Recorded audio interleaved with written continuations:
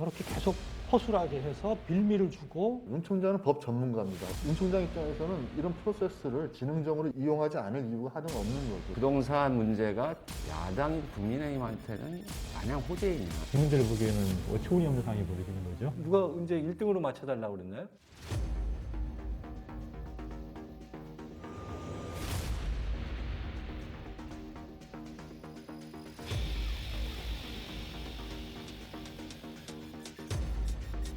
논설 시청자 여러분 안녕하십니까. 한겨레 논설위원실장 안재수입니다. 문재인 대통령이 지금 맡고 있는 위기의 본질이 무엇인지, 위기를 돌파하기 위해서 어떻게 해야 할지 살펴보고 역대 대통령들과 달리 레임덕을 맞지 않고 임기를 마칠 수 있을지 전망해 보겠습니다. 레임덕이라고 자주 쓰는데요. 정확히 무슨 뜻인지 김혜승 논설위원님 좀 설명해 주시겠습니까? 예, 뭐 잘 아시겠지만 군대에서 말년병장이 되면 영이 잘 안 서지 않습니까? 뭐 그런 거라고 생각 들고요. 농담입니다. 현대 정치에서는 대통령 임기 말에 권력이 누수되거나 공백 현상이 생기는 걸 뜻하죠. 그런데 뭐 미국의 경우를 보면 오랜 대통령제 경험을 했는데 레임덕이 꼭 반드시 나타나는 필연적 현상은 아닙니다. 많은 대통령 중에서 임기 말에 오히려 지지율이 오르거나 또 정책적으로 큰 성과를 낸 대통령들이 적지 않기 때문입니다. 문재인 대통령의 지지율이 어떤 건지 정치 담당 논설위원님 손원재 의원이 좀 진단을 해 주시겠습니까? 사실 지지율 제조기다 이렇게 불러도 될 만큼 그동안 역대급의 그 높은 지지율을 보여왔는데요.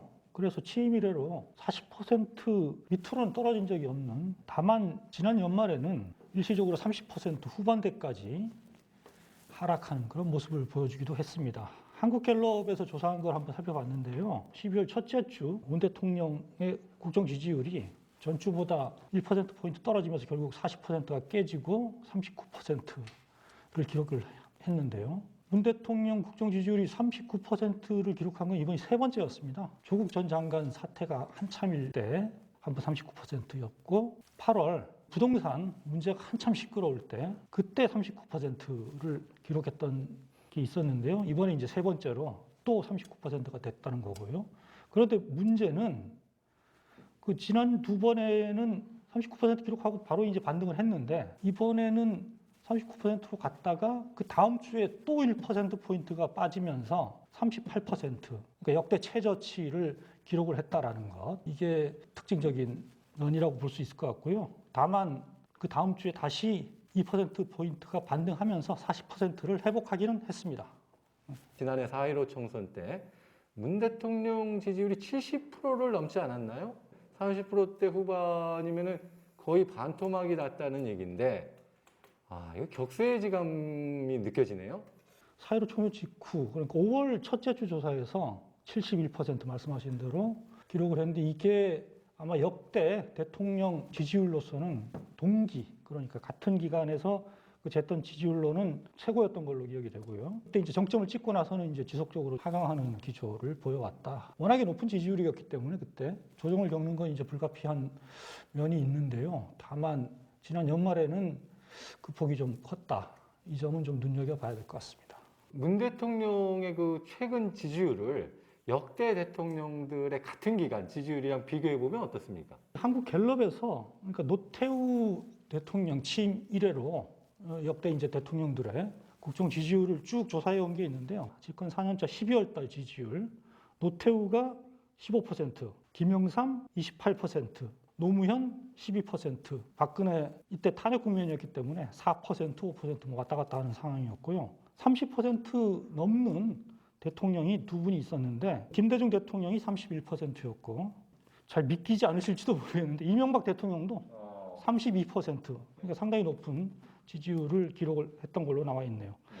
근데 이제 문 대통령 같은 경우는 뭐 최근에 말씀하셨듯이 여러 가지 악재들이 지금 겹친 상황인데도 30% 후반 또 이제 40%까지 역대급의 그 탄탄한 콘크리트 지지율이다. 뭐 이렇게 볼 수는 있을 것 같습니다. 네, 그러네요. 최근에 들어서 보면은 중도층, 문 대통령의 지지 기반인 진보층에서도 지지율 하락 현상이 나타나고 있더라고요. 콘크리트 지지에 균열이 가는 거 아닌가? 맞는 분석이라고 보십니까? 네, 그 부분을 좀 심각하게 들여다보고 잘 새겨야 될 부분인 것 같긴 합니다. 국정 지지율이 39%로 40%가 붕괴했을 때 부정평가 이유를 살펴보면요. 뭐 1위는 그동안 쭉 부동산 정책이 잘못됐다. 이걸 이어서 법무부 검찰 갈등, 이른바 추미애 윤석열 충돌이죠. 이걸 이유로 든 사람이 9%를 기록하면서 2위로 올라옵니다. 그런데 이게 그 전주에는 추윤 충돌 이 부분을 부정적인 이유로 짚은 사람이 5%였고 5위에 그쳤는데 이게 1주 만에 4%포인트가 늘어난 거죠. 그러면서 이제 그 지지율이 40%가 붕괴됐던 이유라고 볼 수 있는 건데요. 이 추윤 충돌이 이루어지는 이 기간 중도층과 보수층은 1%포인트만 떨어집니다. 진보층이 무려 68%에서 62%까지 6%포인트나 이제 빠지는데 그게 추윤 충돌에 대한 그 사람들의 어떤 불만이라고 해야 될까요? 피로감. 네, 피로감. 이런 게 이제 올라온 시점과 겹친다라는 점. 이건 뭐 좀 유의해서 봐야 될 것 같습니다. 추미애 장관과 윤석열 총장의 충돌. 저는 한마디로 윤석열 사태라고 표현하겠는데요. 왜 이렇게까지 꼬이게 된 겁니까? 달걀을 한 바구니에 담지 말라는 그런 격언이 있는데 검찰개혁이라고 하는 건 시대적 과제이고 그것을 달성하겠다면서 윤석열이라고 하는 한 개인에게 올인을 한 거죠. 문재인 정부와 여당이 지금 상황을 자초한 데 있어서 가장 결정적인 패착이 그 부분이 아닌가 저는 그렇게 생각을 합니다. 그러다 외통수에 딱 걸린 거죠. 그렇다 보니까 윤 총장만 아웃시키면은 검찰개혁이 그냥 상당 부분 이루어질 것처럼 검찰개혁을 추진해오던 정부 여당 쪽에서 착시가 생긴 게 아닌가 저는 그렇게 봅니다. 검찰개혁 한다면서 그런 검찰주의자를 검찰총장에 떡 앉혀놓고 그 다음에 전전긍긍해왔던 지난 2년의 세월까지 거쳐서 이 지경에 이른 것이라고 저는 보는데요. 윤 총장이 청장직을 더 수행할 수 없을 만큼 심각한 흠결이 있느냐, 이거에 대해서는 다분히 판단 근거가 여러 가지가 있을 수 있고 판단도 갈리겠지만은 적어도 여론조사 결과를 놓고 본다면은 윤 총장에게 시종일관 유리하게 여론조사 결과가 나왔던 것 같습니다. 왜 그럴까요? 저는 윤 총장을 때림으로써 윤 총장이 가만히 있는데도 순환을 받는다라고 하는 마치 예수가 십자가에 못 박히듯이 이런 순환 서사가 그의 이미지로 씌워져 가지고 나타난 결과가 아닌가. 윤 총장이 가만히 있는데도 대선 주자 1위로 올라선 것도 마찬가지라고 봅니다. 정치는 실제보다는 상징이 훨씬 힘이 세고 그런 상징에서 윤 총장이 유리한 고지를 점한 것이죠. 그래서 윤 총장이 앞으로 정치를 하냐 안 하냐를 떠나서 윤 총장 지지율을 결코 가볍게 볼 수 없다고 저는 봅니다. 문 대통령 지지율과 윤 총장 지지율은 그 사이에 복잡한 수식이 있겠지만 또 서로 대칭 관계에 있어가지고 윤 총장 지지율이 오르면은 문 대통령 지지율이 빠지는 이런 오묘한 관계도 눈여겨봐야 될 대목이라고 생각합니다. 저는 이제 그 부분에 한 말씀만 좀 보태고 싶은데요. 그러니까 이 진보층만 놓고 보면 이 윤 총장 사태로 이 지지율이 빠진 이유는 사실 두 가지로 볼 수 있다고 봅니다. 하나는 물론 추 장관이 윤석열만을 겨냥한 듯한 그런 좀 무리한 어떤 공세를 폈다라는 데 대한 그 불만이나 피로감이 한 부분에 분명히 있을 거고요. 하지만 동시에 윤 총장에 대한 그 진보층의 불만은 크다라고 볼 수 있는데 제대로 이렇게 확 잡아서 한꺼번에 끌어내지 못하고 저렇게 계속 허술하게 해서 빌미를 주고 뭐 지지부진한가, 이 부분에 대한 불만도 분명히 있었다고 봅니다. 예, 윤석열 총장 뭐 검찰 문제와 또 별개로 사법부 문제도 이번에 좀 짚어볼 필요가 있다고 생각하는데요. 윤석열 총장 징계에 대한 법원의 결정이 옳으냐 그르냐를 떠나서 과연 대통령의 징계권, 인사권이라고 할 수 있죠. 크게 보면 이 인사권을 법원이 저렇게 무력화시켜도 되는 건가? 법원 결정이 내려지기 얼마 전에 그 경희대 서부학 그 법학전문대학원 교수가 저희 한겨레랑 인터뷰를 했는데 사실상 대통령의 인사권을 부정하는 거다. 법원이 쉽지 않을 것이다 이렇게 얘기를 했고 제 주변에서도 그런 얘기들을 많이 했었는데요. 일단 저 법원의 판단이 옳았냐 그랬냐라고 하는 것을 사법 절차에 따라서 우리가 최종적으로 확인하고 싶다고 한다면은 본안 소송까지 계속 진행하는 게 맞겠죠. 근데 그걸 진행하는 게 과연 맞는지 안 맞는지는 여러 측면에서 다시 검토를 해봐야 된다고 보고요. 정치적인 절차를 통해서 공론장에서 결정하고 풀어가야 될 문제들이 전부 다 마지막에 가가지고 법원으로 가는 이런 것들을 정치의 사법화라고 정의할 수가 있을 텐데요. 사실 이건 어제 오늘의 문제가 아니죠. 윤 총장은 법 전문가입니다. 우리 사회가 이렇게 정치의 사법화가 상당히 강화되어 있는 사회라고 하는 걸 알고 법이 어떻게 작동되는지도 가장 잘 아는 사람이기 때문에 윤 총장 입장에서는 이런 프로세스를 지능적으로 이용하지 않을 이유가 하등 없는 거죠. 그래서 그런 선택을 했다고 봅니다. 법원으로 갖고 간 거죠. 대통령 인사권 문제는 그렇습니다. 대통령 인사권이라고 하는 건 대단히 존중받아야 되는 것이고 함부로 침해할 수 없는 것인데 사실 삼권 분립 체제에서 보자면 대통령의 결정, 국회의 결정도 경우에 따라서는 사법부가 뒤집을 수 있는 것이 삼권 분립입니다. 그렇지 않고서는 좀 과한 비율 수도 있을지 모르겠으나 어떻게 박근혜 대통령을 권좌에서 끌어내릴 수 있었겠습니까? 박근혜 대통령을 이 삼권 분립이 아니었다고 한다면 권좌에서 끌어내릴 수 있는 방법은 유혈 혁명 말고는 없었을지도 모르겠다는 생각도 듭니다. 아무튼 딜레마가 있는 부분이라고 생각을 하고요. 근데 정작 정치의 사법화라고 우리가 얘기하면서 놓치지 말아야 할 게 있는데 놓치고 있는 대목이 있는 것 같습니다. 사법부가 진짜 공정한 최후의 심판자로서의 역할을 할 수 있느냐? 법관도 사람 아니겠습니까? 하버드대 마크 램자이어 교수가 일본 사법부를 분석을 한 건데 판사들이 승진에 대한 열망이 강할수록 판결에 큰 영향을 미쳤고 사후적으로 보니까 집권 자민당에게 유리한 판결을 한 판사들이 그 다음에 좋은 보직을 거쳐서 빠르게 고위법관으로 급속 승진하더라라고 하는 것입니다. 법관도 사람이라고 하는 것을 이만큼 잘 보여주는 것은 없을 것입니다. 특히나 우리 법 전문가들 가운데서도 엘리트의식이 가장 강고한 집단입니다. 이런 법관들이 무의식적으로든 혹은 의식적으로든 우리 사회 최상류 주류의 이해를 대변할 가능성은 크다고 보지 않을 수가 없습니다. 이들을 민주적으로 어떻게 통제하느냐. 현재 제도적으로는 모든 것들이 사법부에 가서 최종 신급으로 판단이 이루어진다고 한다면은 그들이 공정하게 제대로 판결을 내릴 수 있도록 국민들이 감시하고 비판을 열심히 하는 수밖에 없을 겁니다. 삼성 이재용 부회장의 파기환송심 사건에 대해서 재판부가 준법감시위라고 하는 제도를 주문하면서 양형을 어떻게든 깎아주려고 애를 쓰고 있는데 그거에 대해서 여론이 이만큼 뜨겁습니까? 그렇지 않다고 저는 봅니다. 선택적으로 국민들이 관심을 사법부에 대해서 갖게 되면 사법부는 얼마든지 자신들의 정체성에 따라서 엘리트 정체성에 따라서 다른 판결을 내릴 수밖에 없다고 저는 봅니다. 예. 저도 다시 한번 좀 한 말씀만 좀 보태고 싶은데요. 결국 우리나라에서 사법 관료들에게 주어진 권력이 너무 크다. 그 큰 권한을 갖고 있는 사법 관료들의 신분을 보장하는 제도적 보장 장치 또한 너무 과도하게 주어져 있다라는 것. 반면에 이걸 징계하고 통제할 수 있는 그런 수단은 너무 과소하다. 이거를 좀 보여준 사태가 아니었나라는 생각이 좀 듭니다. 검찰총장한테는 임기제도 주어져 있고요. 모든 검사들을 일률적으로 지휘할 수 있는 권한도 주어져 있고. 그런데 또 이걸 징계하는 데 있어서도 대통령이 제거한 징계도 정당하지 않다. 이렇게까지 판단할 수 있는 거지 않습니까? 이게 그러니까 선출되지 않은 사법 관료들에게까지 이 정도의 어떻게 보면 대통령 탄핵보다도 사실 더 어려워 보일 수도 있는 이런 정도의 그 보장장치를 주는 게 과연 민주주의의 어떤 원칙에 들어맞는지 이 부분은 하여튼 앞으로 우리 사회가 좀 진지하게 고민해봐야 될 것 같다는 생각이 듭니다. 윤석열 사태가 이렇게 불거지면서 검찰개혁의 본질이 지금 가려지고 있는 거 아닌가 하는 이제 걱정을 하게 되는데요. 검찰에게 주어진 과도한 권한을 분산시키고 검찰이 그 과도한 권한을 오남용하지 못하도록 민주적으로 통제하자는 것. 이게 검찰개혁 아닙니까?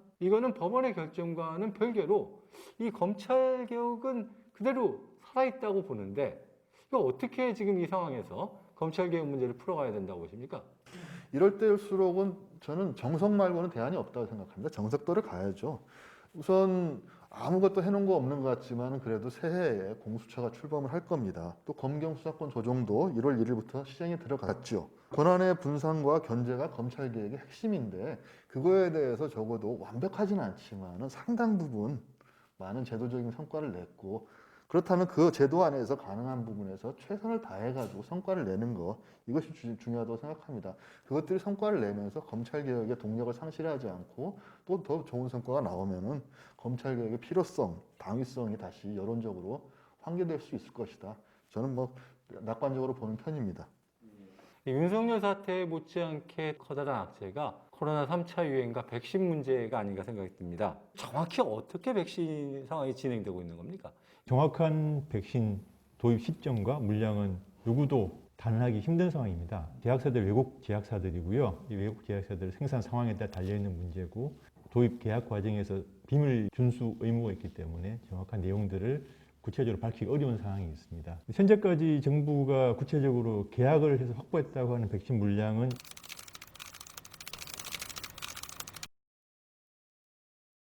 정부는 2월부터 노약자와 의료진 중심으로 백신 접종을 시작하고 4월부터는 일반 국민들 상대 백신 접종을 할 예정입니다.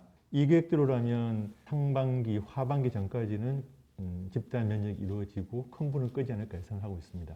백신을 더 빨리, 충분히, 많이 확보해서 빨리 접종을 하자. 안전성이 검증된 뒤에 접종을 해야 된다. 마치 그 양자택일의 문제처럼 이제 그 주장이 전개되고 있는데요.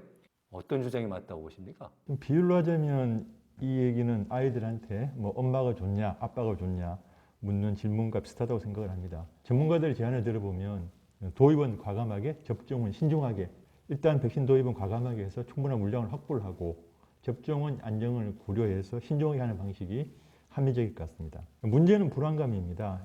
코로나 3차 유행 기세가 꺾이지 않고 있고요. 외국은 백신 접종을 시작한 상황인데 당장 우리한테는 손에 쥔 백신이 없고 구체적으로 백신이 언제 들어올지 얼마나 들어올지 확실한 답을 못 주고 있으니까 사람들의 불안감은 커지고 있는 겁니다. 백신 논란과 관련해서 정부의 어설픈 대응이 이 국민 불신과 불안을 키우고 있다. 저는 그런 측면도 분명히 있다고 봅니다. 백신 접종 상황을 봐서 우리는 안전성이 확보된 백신 접종을 하겠다는 설명을 해왔습니다. 하지만 최근 코로나 확산 기세를 봤을 때 백신 논란이 과열되니까 정부에서는 문재인 대통령이 10여 차례 백신 확보 지시를 했다는 지시사항을 밝힌 바도 있고요. 근데 이런 지시가 역으로 대통령의 책임을 아래 사람이 돌리는 듯한 인상을 주기도 하고요. 정부 여당이 백신에 대해서 또 일관된 메시지를 내지 못하고 있습니다. 정부 고위 당국자들은 백신 도입을 서두르겠다는 입장을 밝히고 있는 상황에서 방역 실무 당국자는 마치 우리 사회가 백신을 세계 최초로 맞아야 되고 1등 경쟁하는 같은 분위기 조성되는 것은 바람직하지 않다는 식의 얘기를 하면서 누가 언제 1등으로 맞춰달라고 그랬나요? 국민들 보기에는 어처구니 없는 상황이 벌어지는 거죠. 코로나 이 상황에 대한 정부의 컨트롤 타워가 없거나 아니면 이 부처 내에서 상하관이나 부처 간의 의사소통도 제대로 되지 않고 있지 않느냐.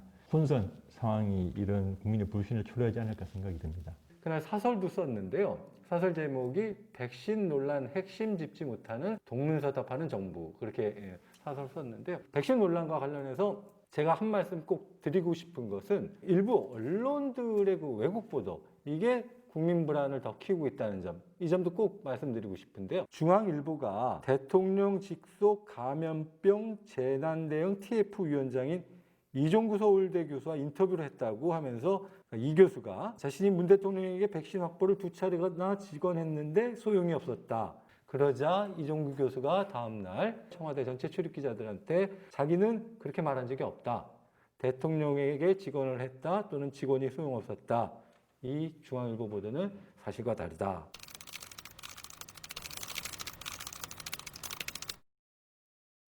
언론이 정부 정책을 비판하고 감시하고 하는 건 굉장히 중요하다고 생각합니다. 언론의 가장 중요한 사명이죠. 지금 그런데 일부 언론은 지금 코로나 사태 악화를 마치 그 정치적으로 활용하고 있는 거 아닌가. 뭐 아까 정치의 사법화라고 말씀드렸죠. 이거는 코로나 정치 아닌가 하는 그런 좀 그 씁쓸한 생각이 듭니다.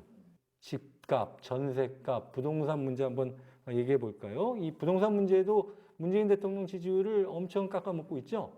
아까 손 의원이 역대 문재인 대통령 지지율에 대한 추이를 살펴주었는데요. 대통령에 대한 부정평가의 주된 1위 이유는 압도적으로 부동산이 부동의 1위입니다. 윤석열 사태도 아니고 개혁입법 미비나 뭐 이런 것이 아니고 그런 상황이니 문재인 대통령의 지지율 하강의 기저에는 부동산 문제가 올해도 여전히 작동할 가능성이 높다고 봐야겠죠. 올해 4월 서울시장, 부산시장 선거에서 이 부동산 문제가 여당에 뭐 굉장히 불리하게 작용할 것으로 보시는 거죠? 예, 불가피해 보입니다. 지금도 부동산 민심은 좋지 않습니다. 가장 최근 여론조사가 리얼미터가 12월 초에 한 건데 현 정부 부동산 정책에 대해서 어떻게 평가하느냐였는데 잘못하고 있다가 70%에 육박합니다. 특히나 보수층뿐 아니고 무당층, 중도층에서 이 부정적 인식이 더 높아요. 그러니까 여권에서 입장에서 보면 선거에는 최대 악재가 될 수밖에 없죠. 부동산 민심을 여권이 어떻게 수습하느냐의 문제인데 최근의 흐름을 보면 어찌됐건 공급 정책을 더 강화하는 쪽에 방점을 찍을 것 같습니다. 여당 선거 담당자가 최근에 서울에서 추가적인 맞춤형 공급 대책을 더 내놓겠다고 밝혔고요. 또 여야 가릴 것 없이 서울시장 후보로 나서겠다고 한 후보들도 강변북로 위에다가 대규모 아파트 단지를 짓겠다는 식의 공급 대책을 잇따라 내놓고 있습니다. 근데 문제는 이 부동산 문제가 여권의 최대 악재인 건 맞는데 야당인 국민의힘한테는 마냥 호재이냐. 아시다시피 야당인 국민의힘은 부자정당이라는 태생적 한계를 갖고 있습니다. 특히나 부동산 문제에 관한 한 여당에 비해서 다주택 의원들이 의회 비중이 2배나 높습니다. 근데 이런 야당이 집값, 전세값, 무주택 문제를 서민들을 위해서 우리가 집값을 안정시키겠다라고 나섰을 때 제가 보기엔 그 진정성을 유권자들한테 얻는 게 그리 쉽지만은 않다고 생각합니다. 노무현 대통령 때 5년 내내 부동산과 싸웠어요. 근데 마지막 해에 부동산이 잡히는 모양새를 보였고 결국 그게 이명박 정부 들어서 성과를 낸 측면이 있거든요. 임대차 3법도 8월부터 시행된 이후에 굉장히 진통을 많이 겪었는데 요즘 좀 전세값 급등세가 조금 이제 진정되는 모습을 보이고 있어요. 안정세를 보이고 있는 이제 속단하기는 힘들지만 과도기적 그 충격은 조금 이제 진정되고 있는 거 아닌가 뭐 그런 생각도 듭니다. 올해 상반기가 중요한 포인트가 있는데 정부가 다주택, 고가주택에 대해서 굉장히 전방위 규제와 제도적 입법을 했지 않습니까? 공급 측면에서 보면 다주택자 물량이 정부로서는 6월 양도세에 중과하는 데드라인이 예고되어 있는데 그때 다주택 물량들이 꽤 나오고 또 지금 정부가 힘을 쏟고 있는 공급 대책이 거기에 가세하면 집값이 안정적인 방향으로 선회하지 않을까라는 기대를 갖고 있습니다. 결국 이제 시장에서 그런 다주택 물량이 나오는 심리와 그럼에도 불구하고 계속 보유하겠다는 심리 간에 치열한 싸움이 있을 수 있겠죠. 지금까지 그 문 대통령이 어려움에 빠진 이유를 쭉 이제 살펴봤는데요. 어떻게 돌파할 수 있을 것인지 원인을 짚어봤던 순서대로 얘기를 해보겠습니다. 윤석열 사태, 검찰개혁 문제 어떻게 풀어가야 한다고 보십니까? 지금 일부에서 나오는 윤 총장 탄핵, 재판관들 탄핵 뭐 이런 얘기들이 나오는데 이런 무리한 주장을 당장 자제하는 것이 우선 급하다고 생각합니다. 내부 지지자들을 상대로 한 자기 정치를 하겠다는 뜻이 아니라고 한다면은 이건 거둬들여야 됩니다. 윤 총장에 대한 과몰입에서 일단 벗어나자. 저는 그렇게 말씀드리고 싶고요. 문재인 대통령이 윤 총장 징계 관련해서 대국민 사과를 지난해 연말에 했었죠. 뭐 문 대통령이라고 가슴이 아리지 않았겠습니까? 그래도 했습니다. 왜냐면은 전투에서 몇 차례 지더라도 큰 전쟁에서 지는 것만큼은 막아야 되기 때문에 왜 지금 검찰개혁인가? 누구를 위한 검찰개혁인가로 바뀌어야 된다고 생각해요. 검찰개혁하면 그 이익이 누구한테 돌아오는가? 국민이 직접 당사자가 됐을 때 가장 효과적인 개혁 전략이 나오는 거라고 생각합니다. 결국 검찰개혁도 국민이 한다. 이것을 잊지 말았으면 합니다. 코로나 대응, 백신 문제 이거 역시 제대로 하지 못하면은 레임덕에 빠질 수 있을 텐데요. 예, 백신 무척 중요합니다. 그렇지만 백신만 갖고 다 되는 건 아니라고 생각하고요. 더 중요한 것은 신뢰 회복이라고 생각합니다. 정부 당국이 국민에게 투명하고 솔직하게 최근 상황을 설명하고요. 국민의 자발적 협조, 참여를 구해야 된다고 생각을 합니다. 정부에 대한 국민 신뢰가 무너지게 되면 설사 백신이 들어온다 하더라도 코로나 위기 상황이 끝나지는 않을 것 같습니다. 영화 기생충에서 유명했던 대화가 다 너한테는 뭐 계획이 있구나라는 얘기가 있었습니다. 어떤 상황에서도 우리 국민들에게는 우리 정부에게는 대책이 있구나, 계획이 있구나라는 믿음을 심어줘야 된다고 생각합니다. 김혜승 의원께 좀 여쭤보고 싶은 거는 중대재해기업처벌법, 공정경제 3법, 민생개혁 과제가 아닌가 생각이 듭니다. 민생개혁 과제들을 문재인 정부가 좀 과감하게 추진을 하고 그게 성과로 나타나면은 문재인 대통령에게서 떠나갔던 그 지지층들이 다시 또 이 정부에 마음을 열지 않을까요? 이 경제개혁 관련 입법 그리고 민생 관련 입법은 이제 진보 보수 양쪽으로부터 이제 비판을 받고 있는데요. 지난번 공정경제 3법 국회 처리 때도 그랬고요. 그리고 재계나 보수 언론들은 뭐 일제히 뭐 기업을 죽이는 법이다, 뭐 시장 논리에 반한다라고 이제 파상 공세를 하고, 반면에 이제 진보 진영 그리고 노동계도 비판의 목소리를 많이 냈습니다. 여당이 미적거리거나 핵심적인 내용에서 후퇴하거나 하면서 초심을 잃고 있다는 지적인 거죠. 지금 고 김용균 씨 어머니 김희숙 씨가 그 법 제정을 요구하면서 단식 농성 중이신데요. 이 법의 경우는 특히 여야 지도부가 모두 원칙적인 찬성 입장을 밝혔고 회기 내에 처리하겠다라고 약속까지 했습니다. 그런데 지금 올해 회기가 1월 8일까지니까 얼마 남지 않았습니다. 근데 아직도 국회는 이제 미적거리고 있는 상황이죠. 지금 법사위에서 논의가 진행 중인 걸로 알고 있는데, 근데 이 법 같은 경우는 전통적인 여권 지지층한테는 과연 문재인 정부가 개혁 초심을 유지하느냐, 그리고 또 이 정부가 노동정책 등에서 후퇴하지 않고 그럼으로써 자기가 계속해서 지지를 할 수 있느냐라는 걸 판단하게 되는 중요한 시금석이 될 것 같아요. 그런데 지금 상황을 보면 이제 여당은 야당이 협조적이지 않다. 재기의 반대가 너무 심하다. 지금까지 미온적인 태도를 보여왔는데요. 김용근 씨 어머니가 이런 일침을 놓은 적이 있으세요. 아니 여당이 이때까지 단독으로 자기들이 법안 처리 많이 해놓고 왜 이 법 앞에서는 이렇게 미적거리는지 모르겠다. 결국 이제 여당의 의지 부족을 문제 삼는 겁니다. 그래서 저는 이 법을 여당이 소위 전통적인 지지층이 만족할 수 있는 내용과 방식으로 처리하느냐에 따라서 향후 여권의 전통적인 지지층의 향배도 적지 않은 영향을 받을 거라고 생각을 합니다. 지금 말씀해 주신 것처럼 검찰개혁, 코로나 대응, 집값, 그리고 민생개혁 과제들의 입법 굉장히 중요한데, 또 많은 분들이 문재인 대통령이 국민과 좀 더 소통을 해야 된다, 그런 주문을 하시는 것 같아요. 많이들 하시는 것 같은데요. 사실 문 대통령이 소통하는 대통령, 뭐 이건 이제 캐치프레이즈의 하나로 내걸고 당선돼서 시작한 대통령인데요. 실제로 대통령 취임사에서도 이런 말을 했습니다. 국민과 수시로 소통하는 대통령이 되겠다. 주요 사안은 대통령이 직접 언론에 브리핑하겠다. 때로는 강화문 광장에서 대토론회를 열겠다. 뭐 이런 약속을 취임사에서 했거든요. 그런데 지금 와서 보면은 뭐 보수고 진보고 사실 대통령이 좀 더 적극적으로 우리가 소통하는 모습을 보여줬으면 하는 그런 갈증이랄까요? 이게 지금은 다 있는 것 같습니다.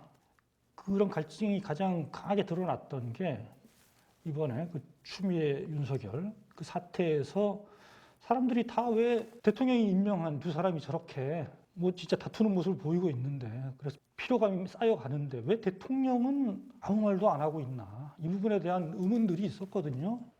물론 대통령이 직접 그때 그 사안에 나서서 풀어가지 못했던 어떤 그 사정이 있었다라는 점은 이해가 됩니다. 가령 검찰총장 같은 경우는 임기가 검찰청법에 딱 2년으로 정해져 있고, 그렇기 때문에 징계 등을 거치지 않고선 대통령이라고 하더라도 일방적으로 해임할 수 없다라는 게 법적인 해석이란 말이죠. 왜 대통령이 해임하지 않느냐 이렇게 얘기하는 건 좀 과도했던 주장이었다고 보고요. 그런 사안이라고 하더라도 국민들의 걱정, 그리고 대통령이 좀 뭔가 통치하는 모습을 보여줬으면 하는 필요성이 제기되는 사항이라면 사실은 이러이러한 법적인 한계가 있기 때문에 대통령이라고 하더라도 현재로서는 그 법무부 장관이 진행하는 저런 징계 상황을 지켜보고 결정할 수밖에 없다라고 설명하는 모습을 좀 보여줬어야 되지 않느냐, 뭐 이런 말씀을 드릴 수 있을 것 같습니다. 문재인 대통령이 아예 메시지를 내지 않는 건 아니지 않습니까? 지난달에 그 법원 결정 징계 윤석열 사태와 관련해서도 한 번은 국민들께 혼란을 드려서 죄송한 마음이다, 그렇게 얘기를 했고, 또 한 번은 국민들께 걱정을 끼쳐 인사권자로서 사과 말씀을 드린다, 이렇게 얘기를 하지 않습니까?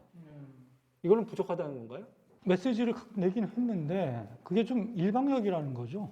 국민들은 굉장히 궁금해하고 있고 이 부분에서 어떻게 생각하세요라고 좀 추가로 좀 물어보고 싶은데 뭐 그런 기회를 주지 않고 딱 할 말만 딱 던지고 나니까 그 메시지를 받아들이는 국민 입장에선 좀 부족하다 뭔가 이런 그 느낌을 갖게 되는 것이었다라고 생각이 됩니다. 취임사에서 약속했던 대로 사실 이런 중요한 현안에 대해서는 직접 국민들에게 설명하고 언론에 설명하고 질문을 받고 또 설명을 하고 이런 어떤 소통의 장들을 좀 활성화해서 만들어 가야 되는 거 아닌가. 그 부분에 대한 요구가 지금 굉장히 크다라는 생각은 듭니다. 기자라는 게 사실 언론이라는 게 국민들 대신해서 묻고 대신해서 이제 듣는 거 아닙니까? 그러니까 기자회견을 좀 더 자주 하고 국민과의 대화 직접 이런 것들도 자주 하면서 좀 소통을 많이 해야 된다. 지금처럼 일방적으로 자신의 생각만 전하는 게 아니라. 루즈벨트 대통령은 미국에서 아주 인기 있는 대통령이죠. 대표적인 정책이 이제 대공황을 극복했던 뉴딜 정책인데 이 뉴딜 정책이 당시 야당인 공화당이 아주 강렬하게 반대를 했습니다. 이 반대에 맞서 이 루즈벨트 대통령은 이 입법을 밀어붙였죠. 뭐 지금 우리나라 상황과 좀 비슷합니다. 이 루즈벨트에 대해서 반대쪽에서는 독재자, 사회주의자, 파시스트, 소련 공산당의 앞잡이 등등의 아주 강렬한 공격이 있었습니다. 또 대법원이 뉴딜 법안에 대해서 위헌 판결을 잇따라 내리니까 루즈벨트는 대법관 수를 2배로 늘려서 바뀐 미국 사회의 변화를 반영해야 되는 주장까지 했습니다. 뭐 이 주장에 대해서는 상권 분립의 원칙을 훼손하고 민주주의 토대를 허문다는 비난까지 받았습니다. 그런데 이 루즈벨트는 이런 비난이 나올 때마다 국민들에게 직접 설명을 했습니다. 그 뉴딜 입법이 이 선거에서 이기기 위해서 표를 얻기 위한 전략이다라는 설명에 대해서는 이것이 공익과 민주주의 원칙에 부합한다고 얘기를 했고요. 당시 라디오가 새로운 미디어로서 뜰 때였는데 그 라디오 연설을 통해서 자기 얘기를 국민들에 직접 설명하는 방식을 취하기도 했습니다. 개헌절 행사 때는 연설을 통해서 국민들한테 자기 얘기를 하기도 했고요. 어쨌든 국민들한테 직접적으로 자신의 얘기를 설명하고 이해를 구하는 방식을 계속 취했습니다. 이런 설명에도 불구하고 야당은 계속 공격을 했죠. 그렇지만 루즈벨트는 국민들에게 자신의 생각을 밝히는 방식을 굽히지 않았습니다. 설명을 통해서 이해를 구하겠다는 방식은 지금 상황에도 우리가 되새겨봐야 될 지점이 아닐까 싶습니다. 손원진 그 연초에 대통령 기자회견이 예정돼 있습니까 지금? 네. 뭐 매년 하는 거니까 하겠죠. 아직 뭐 정확한 일정은 안 나와 있습니다만은 작년 같은 경우에는 1월 14일 했으니까 올해도 아마 비슷한 때 하지 않나 싶습니다. 이번에 이 기자회견을 하게 되면 문 대통령 7번째 뭐 국민과의 대화까지 포함해서 7번째 쌍방향적인 어떤 인터뷰가 될 텐데요. 조금 더 이 부분에 있어서는 좀 노력을 기울이는 게 좋지 않겠느냐는 생각이 듭니다. 사실 박근혜가 불통의 아이콘 아닙니까? 그런데 박근혜가 그 탄핵 전까지 5번을 했거든요. 그러니까 박근혜보다 한 2배 정도는 나와야 되지 않을까요? 좀 그런 말씀 드리고 싶습니다. 그러면 올해 6번을 해야 되네. 그러니까 2달에 한 번씩 하면은 저기 2배가 되네요. 예, 좀 기대해 보겠습니다. 그 횟수도 지금보다 많이 늘어나고 국민들이 궁금해하는 부분, 이거 왜 이렇게 할까? 그리고 그런 부분에 대해서 좀 진솔하게 설명을 하고 좀 이해를 구하고 그렇게 했으면 합니다. 레임덕과 관련해서 제가 추가로 하나 그 말씀드리고 싶은 변수가 있다고 봅니다. 저는 국민의힘, 윤석열 검찰이 오버하느냐 안 하느냐 이것도 변수가 될 수 있다고 봅니다. 지난번 법원 결정 직후 국민의힘에서 대통령이 사실상 탄핵당했다 이런 그 주장을 했지 않습니까? 저는 이 주장하는 걸 보면서 지난해 그 총선 직전에 그때 미래통합당이었죠. 심재철 원내대표가 일당이 되면 문재인 대통령을 탄핵하겠다 이렇게 주장한 게 떠올랐어요. 그때 미래통합당은 역풍을 맞고 총선에서 참패했습니다. 윤석열 검찰도 마찬가지입니다. 만약 윤석열 검찰이 원전 수사 같은 거를 자료 삭제나 이런 게 아니라 원전 정책, 에너지 정책 전체에 대해서 칼을 댄다. 그러면은 정부 여당뿐만 아니라 국민들의 저항도 굉장히 클 거라고 생각합니다. 정치는 생물이란 말이 있습니다. 국민의힘, 윤석열 총장, 승리감에 도취될 게 아니라 겸허해질 필요가 있다고 봅니다. 대통령 중심제 국가에서 대통령이 레임덕에 빠지는 건 대통령뿐 아니라 국민과 나라 전체의 불행입니다. 문 대통령과 정부 여당이 초심으로 돌아가서 지혜와 힘을 모으면은 아마 한국 정치 사상 처음으로 레임드가 없는 대통령도 가능하리라 이렇게 예상을 해봅니다. 긴 시간 시청해주신 논설 시청자 여러분 감사드립니다. 다음 시간에 다시 뵙도록 하겠습니다. 고맙습니다. 서울시의 지역문제 해결 시민실험실은 다양한 사회 문제를 해결할 수 있는 시민 주도의 실험을 지원합니다. 장난감 쓰레기와 일자리를 잃은 독거노인의 문제를 장난감 병원으로 해결하고 변화하는 산업 생태계 속 자리를 잃어가는 기술장인들에게 새로운 길을 열어줍니다. 오늘의 실험으로 변화시키는 내일. 지역 문제 해결 시민 실험실.